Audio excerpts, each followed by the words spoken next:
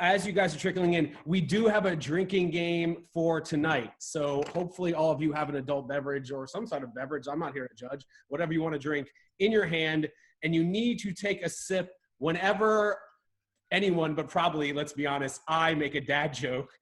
Anytime you hear someone say neck meat, if they say neck meat, you gotta drink twice, I think. Smash is a drink, as well as one hole to rule them all, which Kelly Reedy will be telling us all about what that means. And last, bone. I mean, they're fossils. They're made out of bone. We're probably going to be talking about boning a lot. That is our, not a bingo board, but our drinking rules for tonight. All right, it's 9:03. Should we do this? Let's do it. Christina, I said, wait a minute. Let's do it. We've got a vote. I said, should we do this? There we go. We're doing this. All right, you guys, welcome. Thank you guys for coming to Dino 101. It's Friday night. Normally, we do this literally every single day at noon Eastern, noon to 1. It's a different topic with a different guest expert every day. It's always dinosaur related, and it's always a ton of fun. But I felt a little weird talking about dinosaur sex in front of the kiddos that show up. It's a very mixed age group at noon. So we thought, hey, let's get together, nerd out about dinosaurs, drink, and talk about potentially the largest penises in the history of the world. I just showed you guys, I'm gonna share it one more time. This is our drinking rules, drinking game for the night. Anytime there's a dad joke, someone says neck meat, someone says smash, someone says one hole to rule them all, or someone says bone, you have to take a drink. This is honor system because there are literally 100 of you and one of me and only 2 co-hosts. So it's very hard for us to see.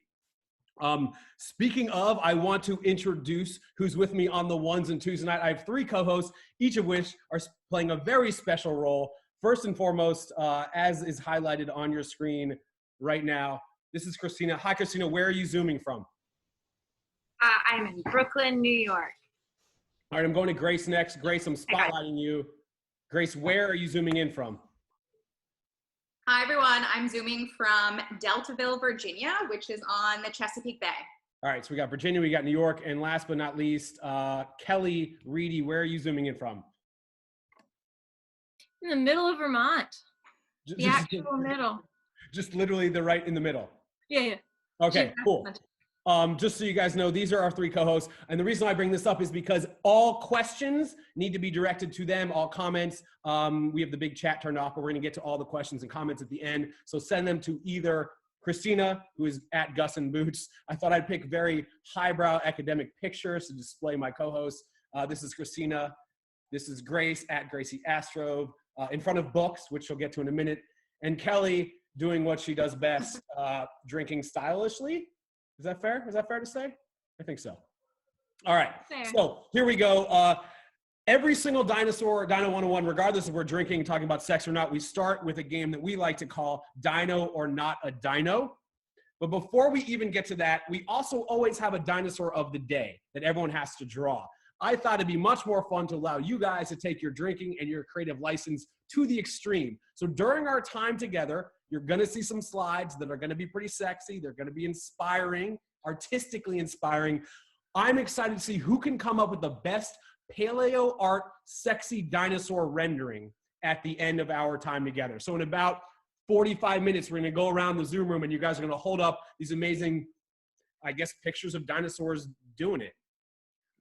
We'll see how that goes. All right. You're asking the Zoom room to draw a dino like one of their French girls. That is one very fun option. Yeah. Christina. Okay. Making sure I understand. Of course. You can't draw though, because you're going to be busy playing Dino or Not a Dino, which starts right now. Are you ready? It's time. Okay, so for those of you who are not familiar, what? Just ready. Ready. For those of you who are not familiar with this game, here's how this works. I'm going to read Christina the name of 10 different animals, some of which are actual real dinosaurs, some of which I have totally made up. Christina's job is simply to say yes if it's a dinosaur, or no, that is not a dinosaur if it is not. Now, if she needs help with the spelling, she can ask for that. If she's not sure, she can look around the room. You guys hopefully will help her with some thumbs up or thumbs down. Without further ado, Christina, you ready to play? Hell yeah. Let's dig in. Animal number 1 Astrodon. Astrodon. Astrodon. I'm looking at the grid view. I think people are feeling as non-committal as I am about this one. Astrodon. I'm gonna say it's a dino. You are correct. You're Yeah? 1 for 1. Astrodon is an actual real dinosaur. 1-1, off to a great start. Hey. Next, Martinicus. Or Martinicus. Martinicus. Martinicus. Yes. Martinicus. No, that's a martini. That's not a dino. That's not a dino. You're correct. You're 2 for 2. That is not a dinosaur. Number 3, Homolocephaly. That's a dino. Wow. Are you like some sort of dinosaur scientist? Or something. Something like that. You were 3 for 3. I should have also mentioned there is a theme for the not dino animals I read. We'll see if you can discern that as we go. You've got 3 in a row already. Next, Mulamimus. Mulamimus. Mulamimus. Not a dino. Megan is gonna shake her tiara right off with a no. Megan's saying no. I'm seeing a thumbs down from M as well. Christina, you are 4 for 4. It sounds like you should probably be drinking more, but this is a great start. You ready for number 5? Ready. Pegomastax. Pegomastax. Yeah. Yeah, that's a dino. How confident are you feeling? Very confident. You should be. You're 5 for 5. I should have picked someone with not such an extensive knowledge of both dinos and the theme. Next, Palomodon. Palomodon. Palomodon. Unless this is a coincidence, that was my first legal drink. That's not a dino. That's not a dino. It is your first legal drink. You're 6 for 6. Congratulations. You only have to get 6 out of 10 to pass. If you did not, we would kick you out of the Zoom immediately. Next, these are going to get tough. Okay. Gimletops. Gimletops, not a dino. I should have made these a little bit harder. Have you been able to discern the theme of the not dinos yet? I have. Okay. All right. Moving on. You're 7 for 7. These are going to get tough. You might need help from the audience. Next, Panty Draco. Panty Draco. What do you think, Zoom Room? Panty Draco. Megan loves it. Steven, big thumbs down. Big thumbs down from T. No. That's not a dino. Hey, guess what? Panty Draco is a dinosaur. Panty, Pantydraco is the actual name of a real theropod dinosaur. I'm not kidding. That's a real dinosaur. That's your first incorrect answer. I'm sorry. It's all right, though. You've got 7. You're 7 and 1. You got 2 more. Here we go. Erectopus. That's a dinosaur. Yeah, it is. I don't know how, but someone got away with naming a dinosaur Erectopus. So yes, Erectopus is a dinosaur. You've now gotten 8 right, 1 wrong to go 9 for 10 and get an A. Last but not least, Protocosmopolitanopteryx.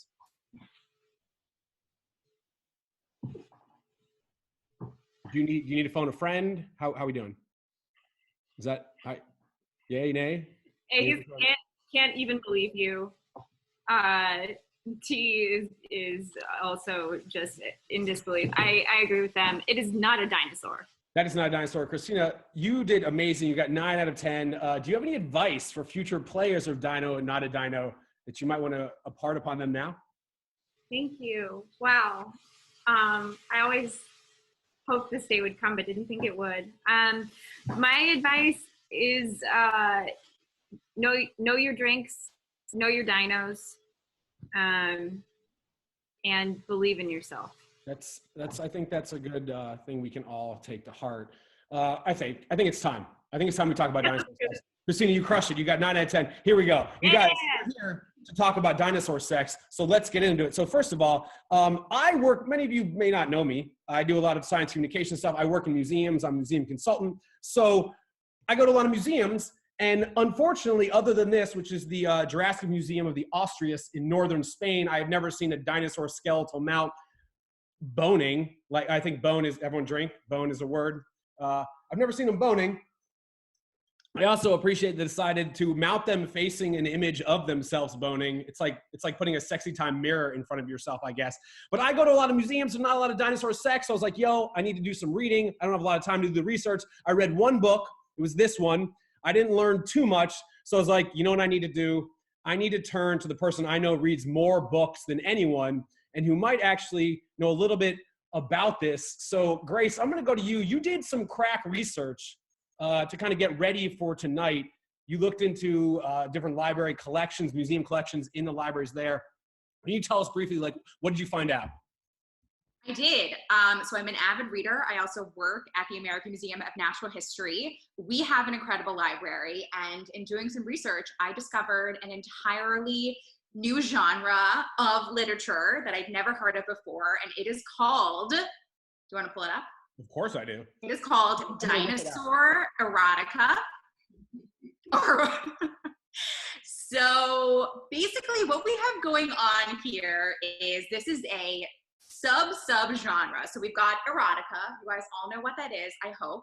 And then underneath that, we have what's called like monster erotica. So that could be anything like vampires or Bigfoot or other big like aliens, that kind of stuff. So underneath that, in 2013, these two women who were in college at Texas A&M, they wrote what we know to be the first ever dinosaur erotica under pen names. So there are a few super famous dinosaur erotica authors, and I'm going to take you through my 5, in no particular order, but my 5 favorite dinosaur erotica books based purely on their titles and covers. I have yet to get to read any of these, Told me you've read but they are all available. These are all 100% real, I promise. Okay. I haven't read any yet. This has been 24 crazy hours of discovery. So, you know, I have all of quarantine to read more.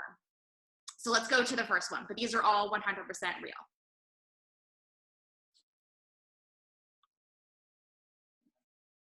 Dustin, you're on mute. Okay, go to the first one. There we go. Okay, so this is a classic, Dino Park After Dark. You know, we have a really good graphics here, super authentic, and, you know, I just love the title. It rhymes. Nothing better. Let's go to our next one. Yeah, here we go. Here we are. So Chuck Tingle, who is the godfather of dinosaur erotica, if you will, he writes a lot of homoerotic dino erotica. This is one of my favorite titles, Space Raptor Butt Invasion. Again, just excellent cover art here. Like, nothing gets better. I urge everyone to look into this after we're done here. All right, let's go to our next one. Wait, just quickly, I like how the Velociraptor or T-Rex, whatever that is, mouth is just coming out of the spacesuit. Like, it needs a body protecting. There's nothing over its face. Yeah. So a lot of these, what I've learned is a lot of them are not necessarily a dinosaur. Maybe they're like a dinosaur with like man or woman features to sort of make the sex sexier, more believable. You know, it's all fantasy. So this is a great one. I loved this, a little bit inspired by the Outlander series. Just super fantastic. Pippa Pout, again, these great pen names. I just love this. Everything's so good. So this is Kelly's favorite, I know.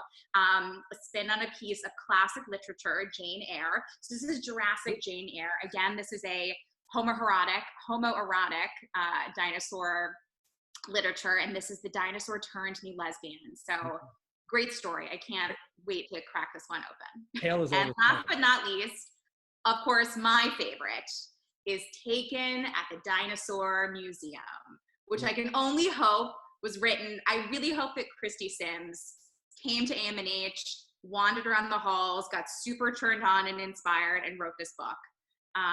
So guys, look into it. Dinosaur Erotica.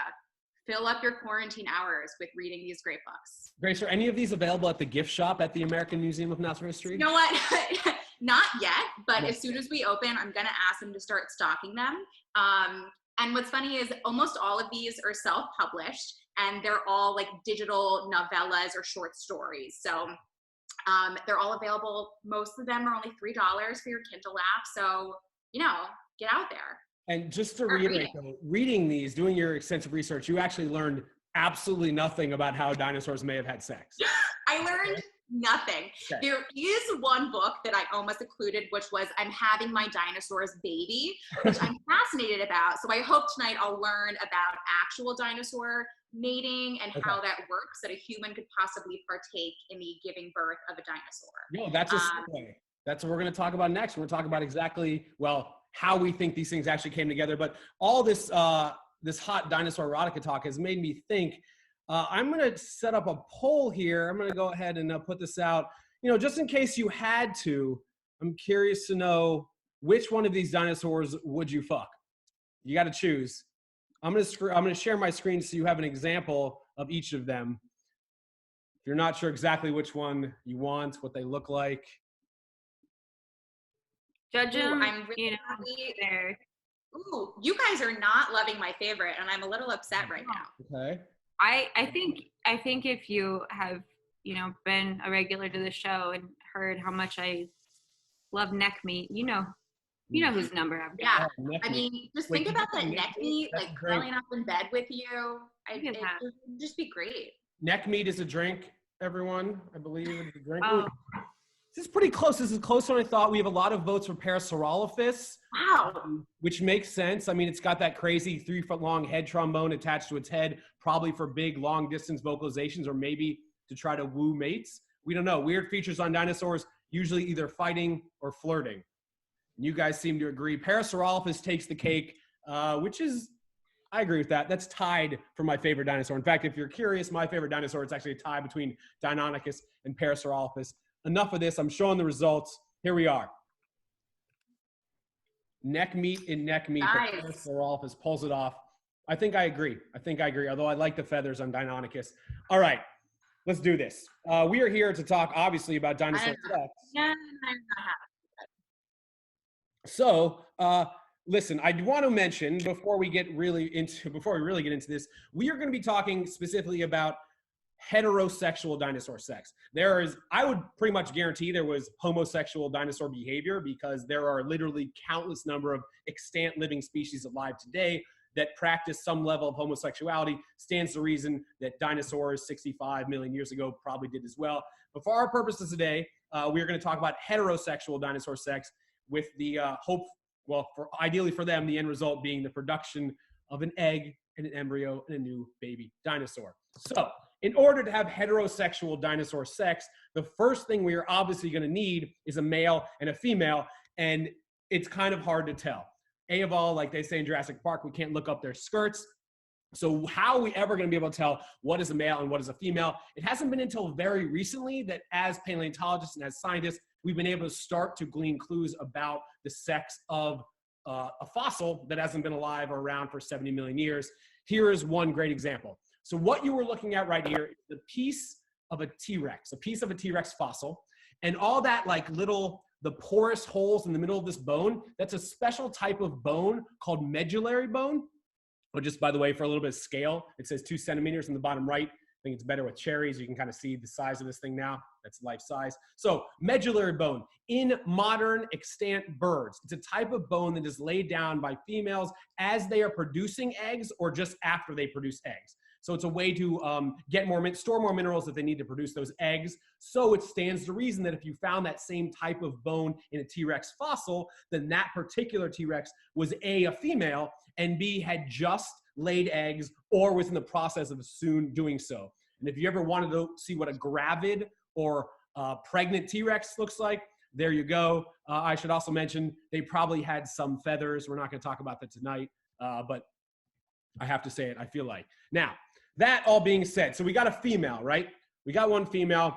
Quick sidebar, quick quiz. I'm just curious if you could send a message to Christina, Grace, or Kelly, letting them know if you know the answer to this. What is the only thing that the 4 primates on this screen do not have that every other primate does? We're looking at a loris, me, a spider monkey, and a woolly monkey. There's something these 4 don't have that every other primate does. Let's see in the chat. Oh, someone says a girlfriend. Hey! Oh!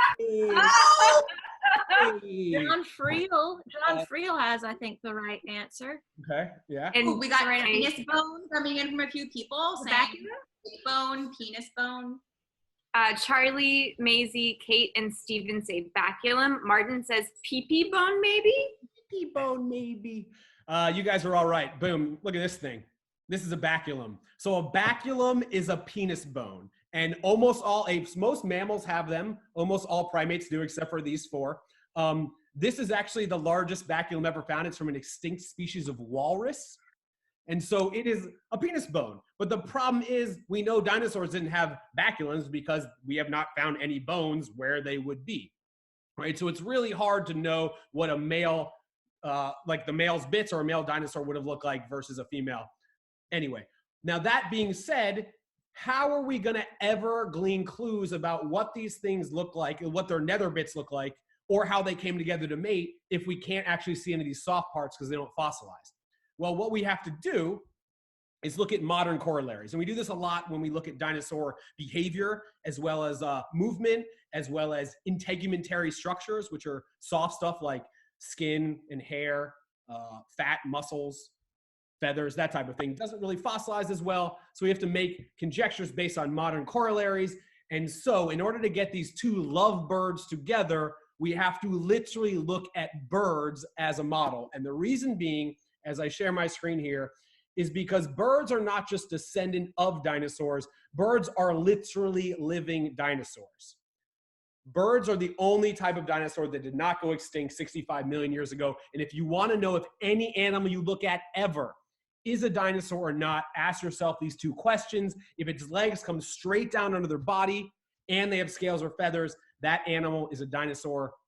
There's an incredibly small group called the pseudosuchians, crocodile mimics, that are kind of the exception. But dinosaurs, 99.7% of the time this works, which means pigeons, peregrine falcons, turkeys, crows, all of these things are actual live living dinosaurs, which are these 4 right here, which brings us obviously to our next poll, which is if you had to fuck one of these extant dinosaurs, which extant living dinosaur would you have sex with? Let's see, we got. I know my answer to this. Oh, you guys are making me really happy right now. Everyone is picking my number 1 choice. This is very good. Nobody's picking mine. Not all. I'm gonna share because I can't participate in the poll. I'm just gonna share with you all. We're friends. I would definitely choose a peregrine falcon. Fastest land animal. Oh shoot! Now that I say that out loud, it is the fastest land animal. I'm gonna rethink my choice. All right, guys, I am so thrilled with everyone's choices because it is the one that immediately came to mind when we were discussing this afternoon. Doesn't it feel good to participate in a democracy? This is great. This is my shout out. Go vote this year. It's the most important election possibly in the history of this country. Anyway, oh wait, where'd it go? Peregrine falcon won. I was trying to share the poll results, but it disappeared. No, Raven won. Did Raven win? Oh, here we go. Sorry. Yeah, Raven definitely won. Let's share these results. No, there we go. Now can you guys see? Yes, you're right. Raven pulled it out over the peregrine falcon. I like this one because it was like fast versus cunning versus very showy versus just dangerous. This was really just kind of a personality test for you guys. I'm going to track who answered which way, and I might reach out to some of you guys later on. I'm kidding. That's not going to happen. Anyway, so we have to look at modern birds in order to glean clues about what dinosaurs look like so long ago. But it's not just birds. So the closest living relatives to dinosaurs are birds and crocodiles, right? So if we want to look at these modern corollaries, we got to use those. And in order to do so, I think I'm going to throw it to my good friend and colleague, Kelly Reedy, who's going to tell us what we know about bird genitals and birds doing the sex. So Kelly, take it away. Forgot I had to unmute myself. All right, so before I say anything else, I want you all to do a quick hole census. So just count the holes, not including head holes. I'm talking about holes in your body that are not in your head. Hopefully you got 3, maybe not, maybe so, I don't know. But most of us have 3 non-head holes, 1 for peeing, 1 for pooping, 1 for love making. I'm feeling romantic tonight. That is so many holes, especially when you're doing a hole census. There's just so many to count. Imagine a scenario in which all 3 of those jobs are done by the same hole. 3 jobs, 1 hole, a hole of glory, if you will. One hole to rule them all? One hole to rule them all. You took Right. the words right out of my mouth. Yeah, so this hole does exist, of course, and it's called the cloaca. And you don't have one that I know of. But this is an amazing multi-purpose hole that a lot of animals have.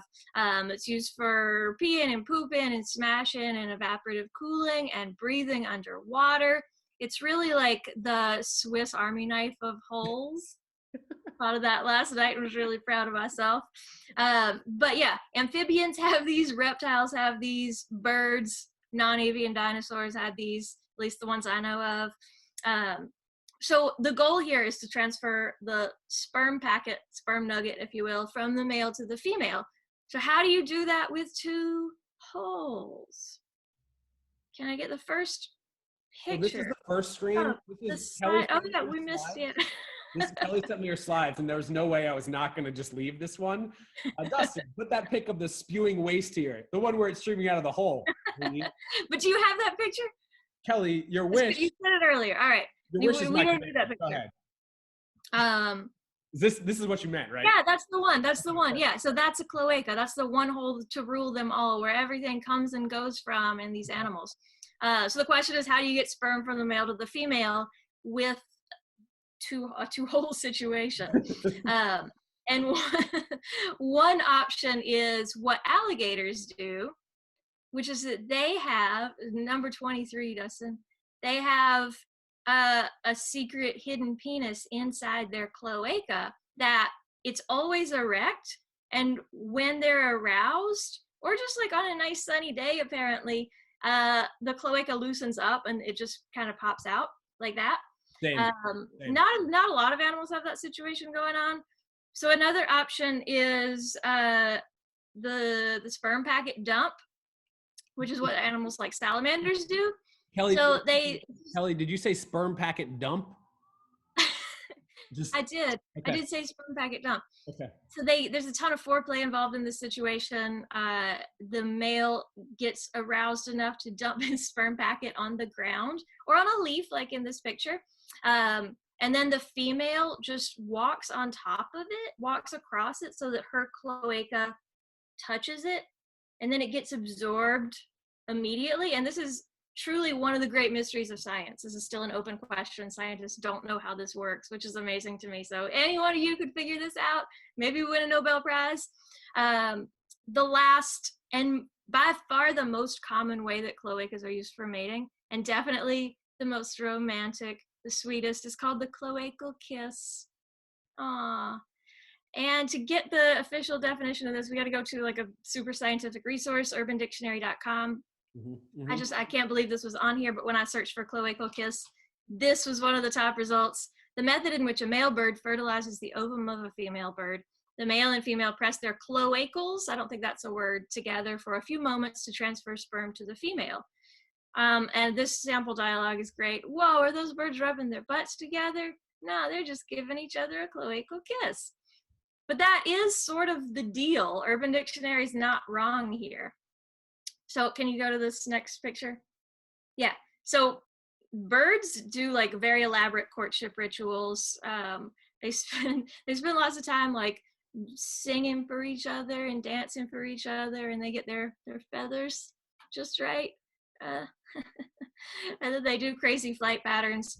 And then when they finally have sex, it just lasts for like a second or two because, yeah, thanks, Dustin. It just lasts a second or two because what happens is the male gets on top of the female like this, and that little butthole looking thing is her cloaca. It's where the butthole where you would expect to find the butthole, basically, is where the cloaca is. So she slides her tail feathers out of the way, he gets on top, and then, next slide, 27. Yeah, and then he smushes his cloaca against hers for just one precious second in this cloacal kiss in which the sperm packet is transferred from the male to the female. This really lasts like 1 second. And that is how omelets are made.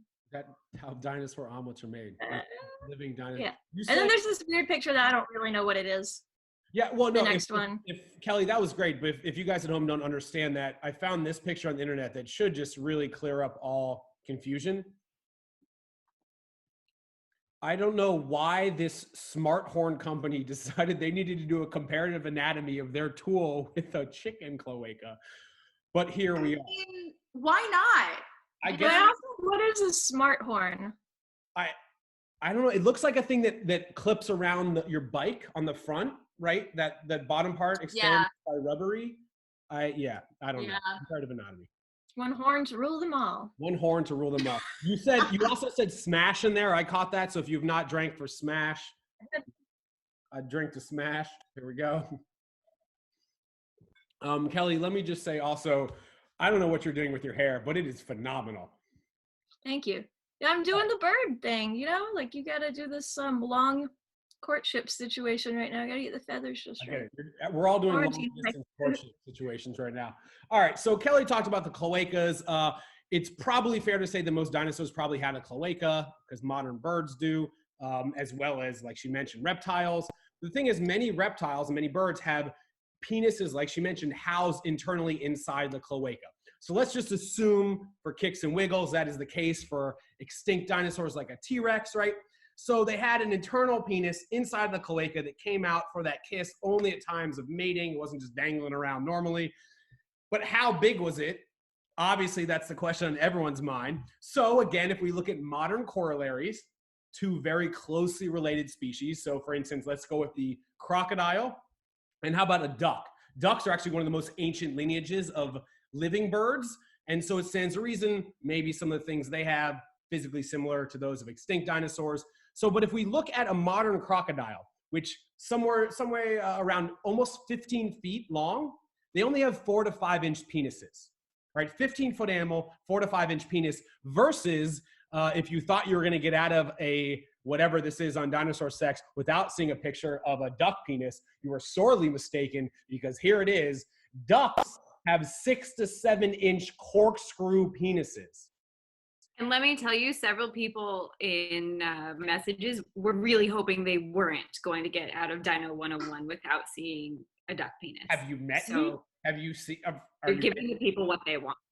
You guys should be thankful I didn't try to do the video because there's an 8-second video on YouTube of this. And let me just say this, at the beginning of the video, you don't see much of the penis. We'll just leave it at that. Yeah. Anyway, so ducks, you know, a duck, it's like this big. It's got like a 6 to 7 inch penis. Alligator, 15 feet. Crocodile, 15 feet. 4 to 5 inch penis. So that means if we extrapolate up, we look at a T-Rex, we're looking at a penis anywhere the size of between a Coca-Cola bottle and a Kia Sorento. Not really sure. So that's still up in the air. We're not exactly positive. Another thing that we're not exactly positive is about courtship or mating, right? We don't really know. We know birds today practice a lot of crazy, elaborate courtship dances and rituals and gift giving and like home building. And we don't really know for dinosaurs. There was one study relatively recently. You see these dinosaurs depicted on the right making what they called scrape marks, where they would do what they interpreted as some sort of mating dance. Or ritual where they're scraping the ground. I also love how they decided they had to put another pair behind them that are already boning for inspiration. That's how science works. So we don't know. We don't really know with respect to dinosaur courtship. Maybe it went down like this. Maybe it looked a little bit more like shit today. I don't know. Are people on Tinder? I don't know what is the popular dating. Yes. People are on Tinder. Them at this point, right? How old are you? Yes. Well, I thought like I had a friend who told me that Tinder is for hookups, Bumble is for relationships, and then Christian Mingle is for anal. Is that true? Is that we don't okay. More research. No. All right. So we got let's see what we've covered. We've covered that we have a dinosaur that's a male, we got a dinosaur that's a female. We're gonna bring them together. They probably smashed their cloacas together. Maybe a penis came out, maybe it just sprayed. We're not really sure. But obviously, we got to talk about, like, physically, literally, how did these things come together? These are the largest animals that have ever walked the face of the earth. I don't care if you have a dinosaur-sized condom that's never going to be safe sex. How do these things actually smash their bodies together? In my world, there's only one person to ask about this, and that is Christina Gustavich. So Christina, just like Grace did a bunch of book research, you did a lot of internet research to find possibly what these things may have looked like as they literally came together. Came together. Yeah, that's good. Yes. So I teach middle school when I'm not here with you. And then right before we went into quarantine, I got the news that I was going to be partially responsible for teaching sex ed, which I was so excited to do. So I have all of this educational sex talk built up in my body, ready to share with you. The thing is with dinosaurs and with middle schoolers, you know, you need to be careful about what you see on the internet. You don't want that to be the only source of information that you're getting about how all of this works. So just know I found these on the internet, but they may contain misconceptions. Hey, I do the dad jokes. No, that's great. I love that. That's great. Amazing. So yeah, these are all speculative. Like Dustin's been saying, the soft parts don't get preserved. Even the occasionally hard parts don't get preserved in the fossil record. So what are these here? Are these brachiosaur? These appear to be brachiosaurus. You got the hump on the top of the head from Jurassic Park. Yep. Yeah, so it's possible that they did it on land, but these were absolutely massive creatures. So it seems likely also, if you would go to the next one, that they may have got it on in the water, just because they were so huge. So it's possible that when one were to mount the other, it could just smash it to bits. So you needed some buoyancy. And if you go to the next slide. You said smash. She said smash. The mount. Oh, I didn't even mean to. The mounter seems to be having just abject enjoyment while the Mountie is thinking about taxes. Christina? Yeah. Just pause for 1 sec, because this just reminded me, one of the most memorable science communication things I've learned over the past 5 years is that rats throw their arms in the air when they orgasm. Who? This guy's face reminds me of that. Rats, like rats in New York City, when they have sex, when the male orgasms, there's video, they throw their arms up in the air at the moment of ejaculation, which appears to be what's happening here. I'm glad Grace's parents are here. Go ahead, Christina, carry on. Wowie zowie. So, you know, if you were getting all of your sex information from the internet, you might come to believe that going down to the lake is where you go to just get it on. Here you have a couple of more sauropods here getting it on buoyantly. And if you would click to the next slide, you'll see that it's not just these two, that they engaged in just group sauropod lake sex. They're just...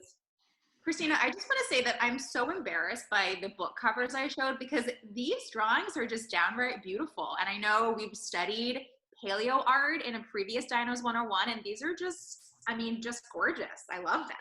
It's true. It's true. And it makes me embarrassed that I did such a bad job citing who made them. You know, it's research that we can all do. So. I want to agree real quick with Grace. I do believe these are beautiful. That's why I felt like this one needed an even more beautiful setting. This has been a Valentine's card I've given out in the past. Oh, wow. Yeah, there they are. But so at this one, the lake is assumed. In the first one, you can tell. Look at the looks on their faces. They're just there for their jollies. Looks on their faces? Yeah. Look at them.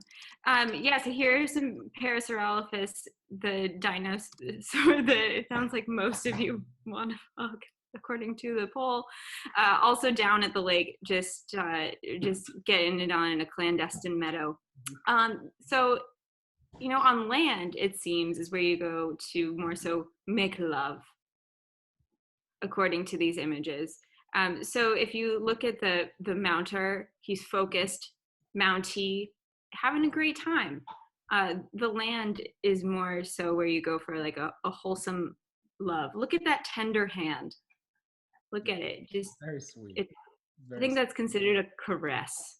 So Christina, what we've seen thus far are what I would call pretty smooth dinosaurs. We haven't seen a lot of plates and spikes. which is where my mind goes. Like, how do you smash together a body that's covered in plates and spikes?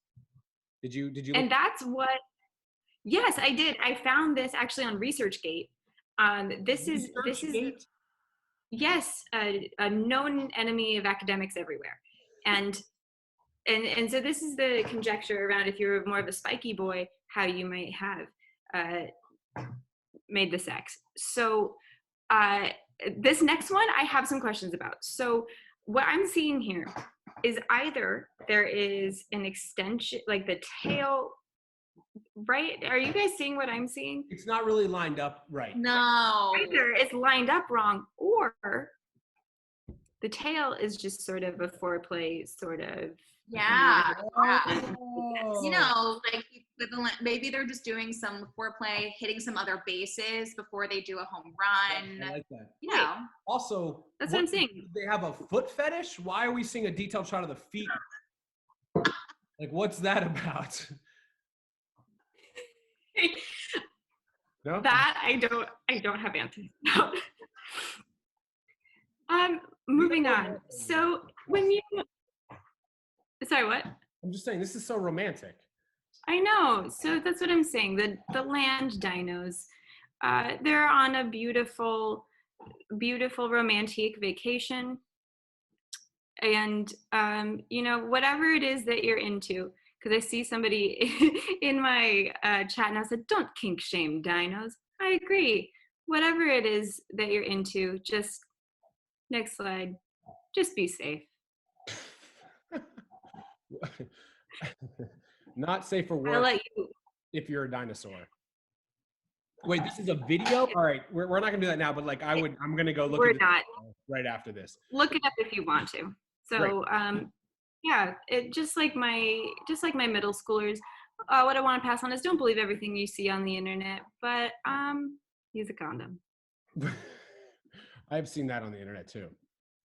Christina, thank you. So I guess thus far we have learned that they probably had cloacas. They might have had penises. We're not sure how they smashed their bodies together, but because they were alive for some well over 200 million years, carry the math. Yep, well almost 200 million years. Clearly they made it work. That's all that you need in nature. As long as it works, it works. So I'm sure there are lots of questions and comments. So let's do a few minutes of questions and comments before we get to this, what I'm sure is going to be a very enlightening paleo art gallery. Christina, Grace, why don't you go first? What do we got? Okay, so pulling up that image of the tail again, someone named Megan is asking this one? Maybe the next one? There? Yeah, that one. Okay. Could they have had a groove like sharks that ran down the tail like a clasper? I don't know what any of those words mean, but maybe you guys do. I'm trying to find, hey, guess what, Jada? Talk to us. So we have a shark expert here, and the question was maybe down farther on their tail they have something maybe along the lines of a shark clasper to help them mate. Jada, do you have any comments on that as the resident shark expert? Please unmute yourself. Tell us. Yeah. So the idea that I'm getting from this is like this is the tail, and they have like claspers like on the tail, so it kind of like hooks into the cloaca, like on not like more towards like the middle of the tail. You see what I'm saying, right? But it still seems like foreplay, and that they're grabbing on to do something prior to the actual maneuverability.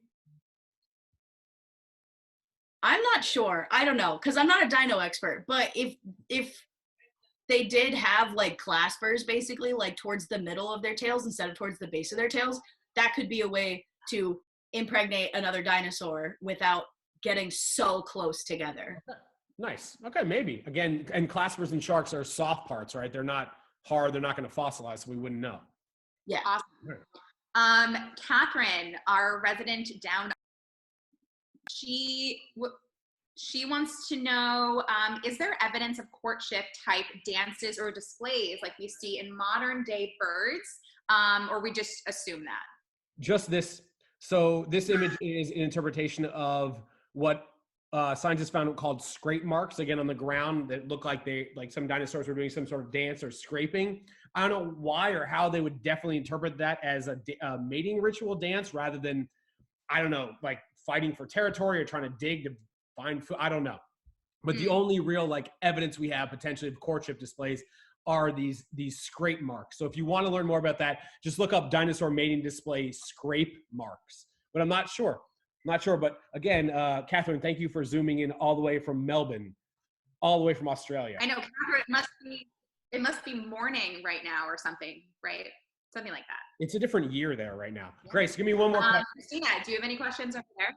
Questions or comments? I'm good. Christina, what do you have? Okay. I do. I have lots of questions. I just had to go back through my chat because I'm learning a lot about your sex lives. Thank you for sharing. Keith asked, on the gravid T-Rex drawing, am I seeing correctly? Could you bring that up, Dustin? Sure. The gravid T-Rex. Am I seeing correctly that we think the tiny baby arms were maybe a little bit inverted?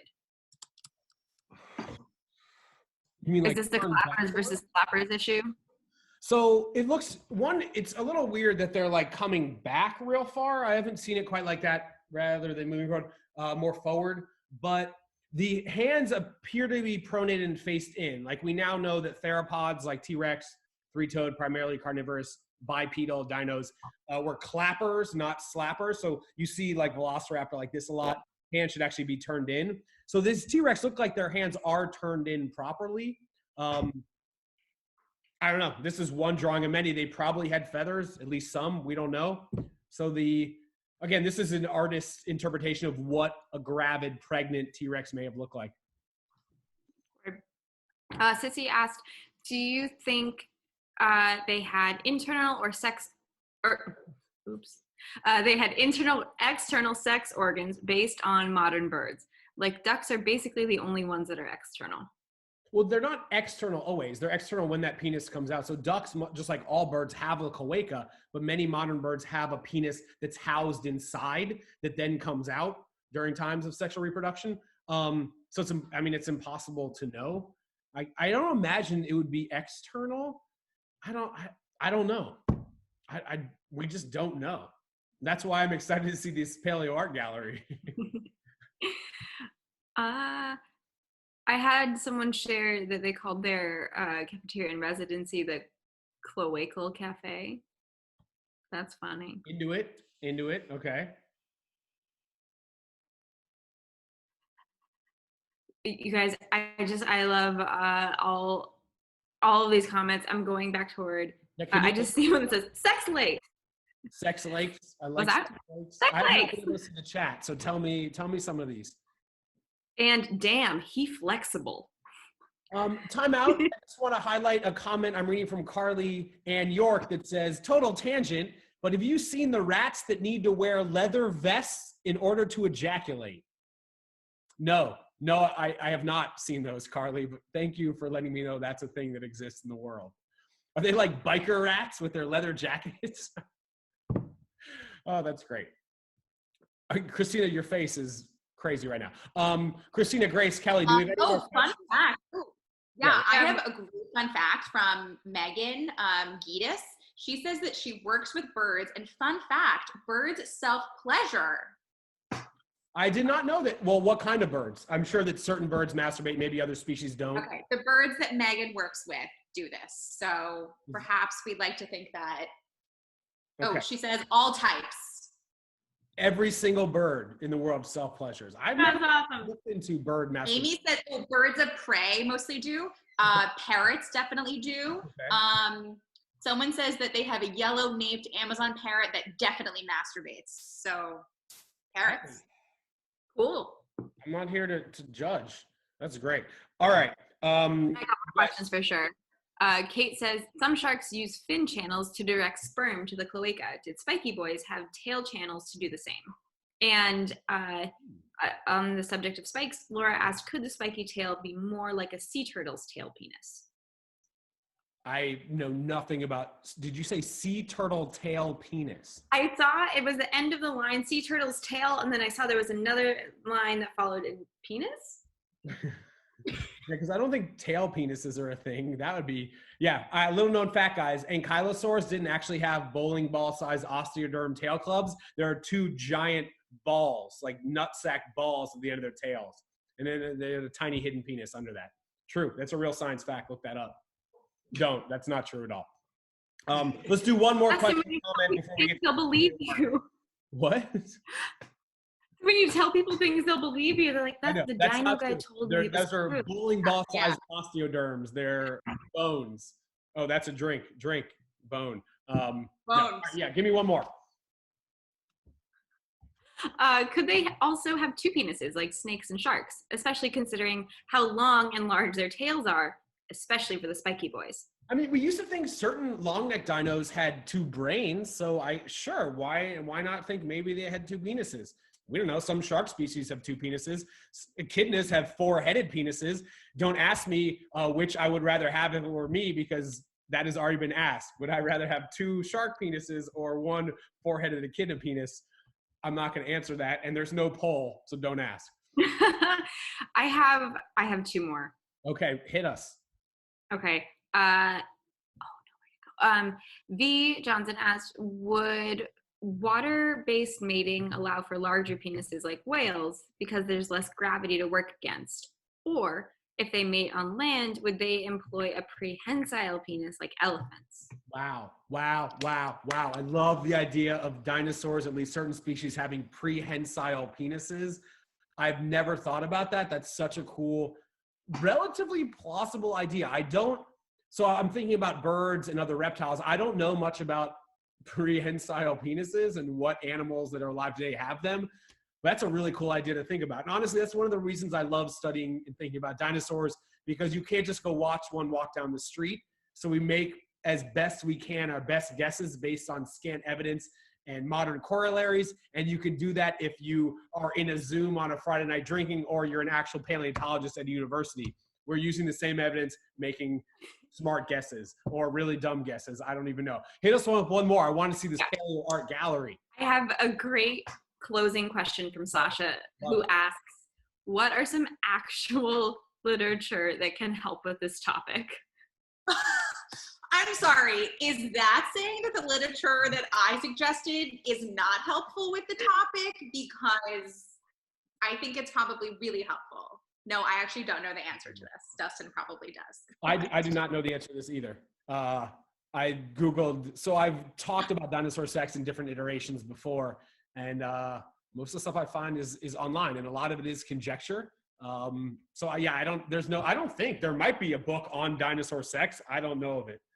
Sounds like someone should write it based on this conversation tonight. All right, before we get into the paleo art gallery, I just remind you guys, we do Dino 101 literally every single day. It's been 36 quarantine days in a row.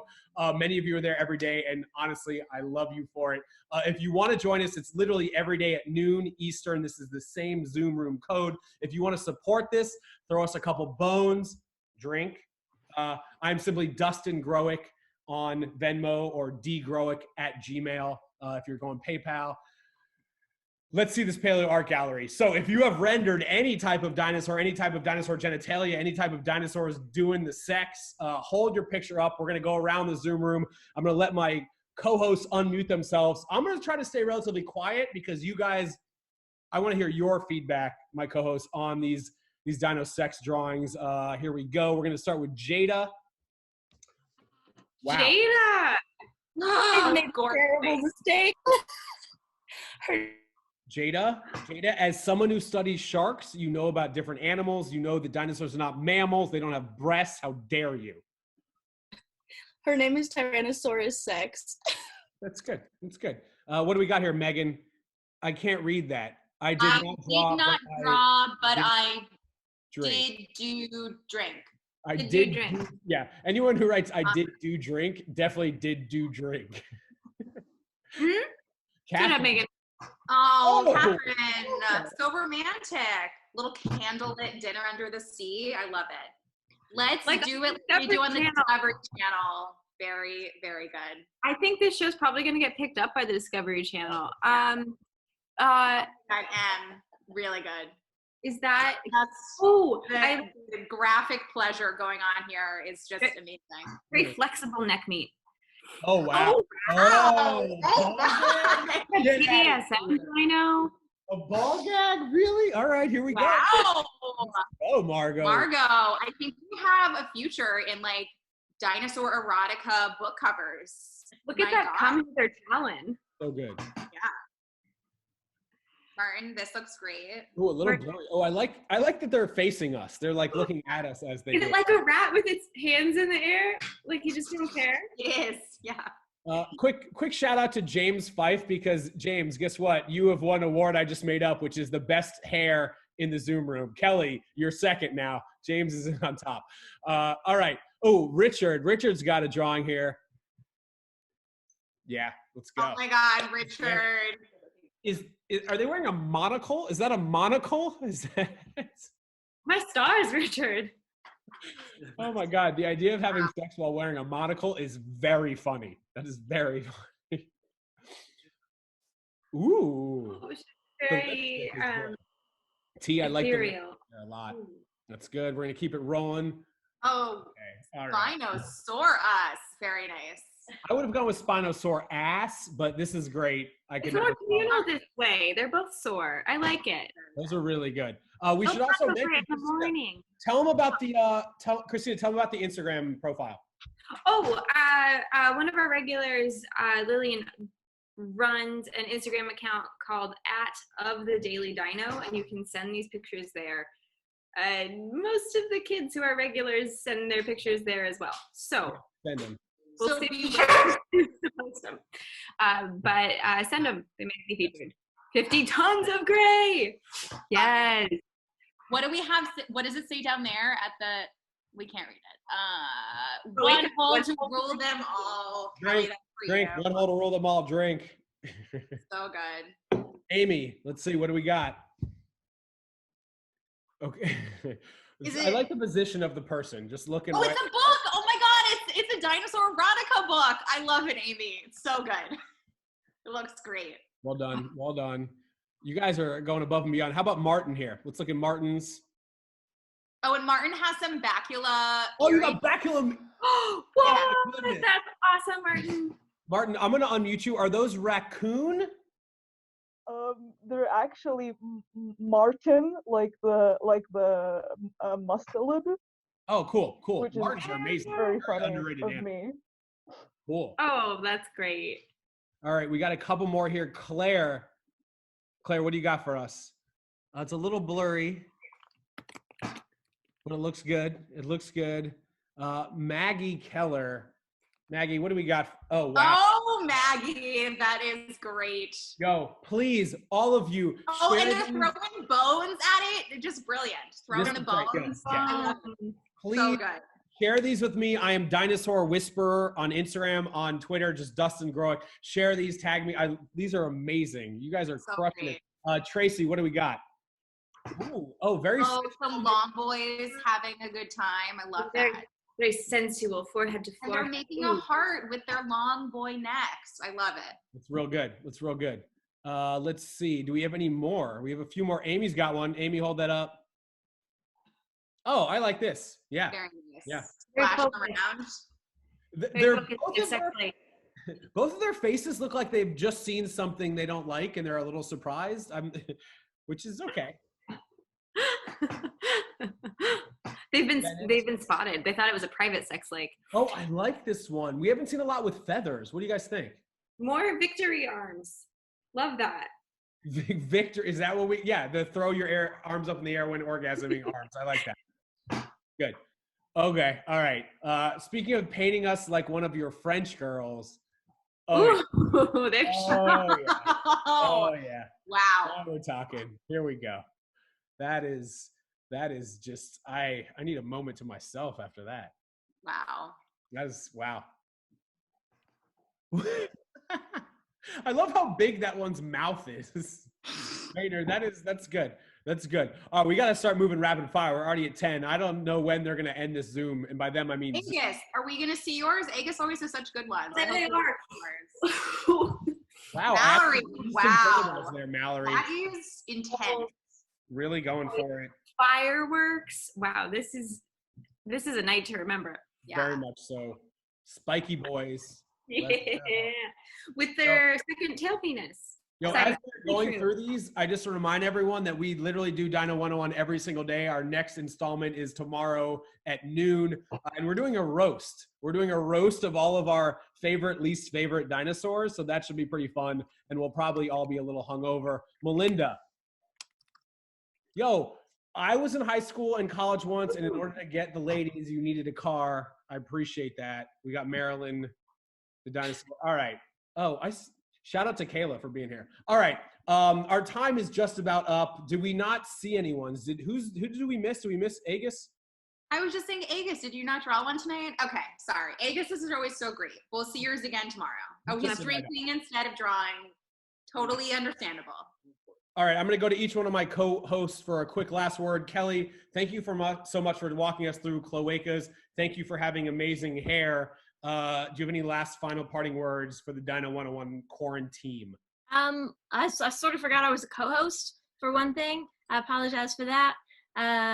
But yeah, it was a very educational night for me. I learned a lot about spiky boys, and I learned a lot about art. And thank you to all of you for teaching me so much about dinosaur art and erotica. Yeah. I like your stack of bananas behind you there. Speaking of bananas, let's go to Grace. Let's go to Grace. What's up? Do you have any last final words? You guys are really mean. I just want to say that if anyone wants to join my dinosaur erotica book club, we're going to meet weekly. So hit me up on Instagram and we will get that going. I can't wait. And thank you guys for being here. I love seeing you guys every day at noon, and this is just a special, fun evening. So have a great weekend. And last but not least, if I can find her, I lost Christina's window. There we go. Right here. Hi. Thank you.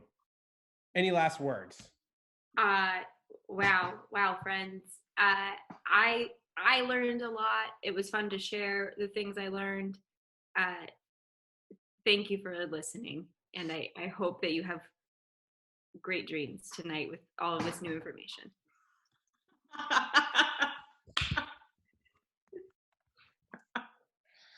I like that everyone dressed up too. Also, it's great to see some of my favorite faces in this room that I only see on the Twitterverse. Science Twitter has been amazing. Like, for instance, Carly, thank you for joining us.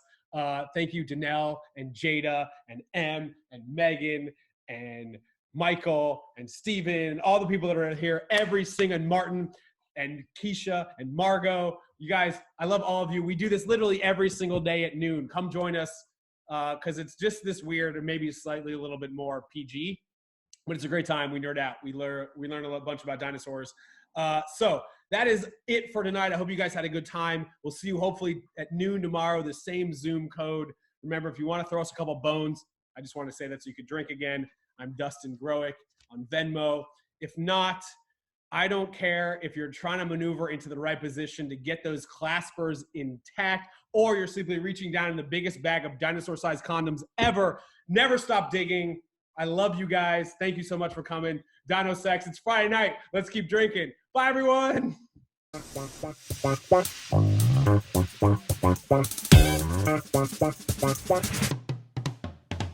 2, 1.